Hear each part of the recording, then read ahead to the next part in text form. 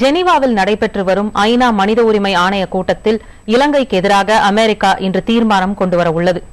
இலங்கையில் நடந்த போர்க்குற்றங்கள் தொடர்பாக சேனல் 4 நிறுவனம் தயாரித்த no fire zone the killing fields of Sri Lanka ஆவணப்படம் கடந்த 1ஆம் தேதி முதல் முறையாக ஜெனீவாவில் திரையிடப்பட்டது.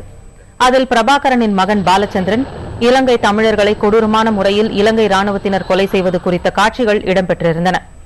இதனையடுத்து இலங்கையின் போர்க்குற்றங்கள் குறித்து சுதந்திரமான விசாரணை நடத்த வேண்டும் என பல்வேறு நாடுகளும் வலியுறுத்தி வருகின்றன.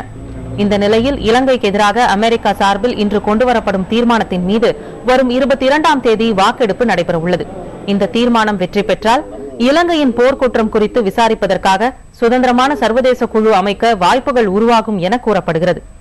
இதனிடையே இலங்கையின் போர்க்குற்றங்களை கண்டித்தும் இலங்கை அரசு மீது கடும் நடவடிக்கைகள் எடுக்க வலியுறுத்தியும் ஐநா அலுவலகம் அருகே போராட்டம் நடத்துவதற்காக உலகம் முழுவதும் இருந்து பல்லாயிரக்கணக்கான தமிழர்கள் ஜெனீவாவில் குவிந்துள்ளனர்.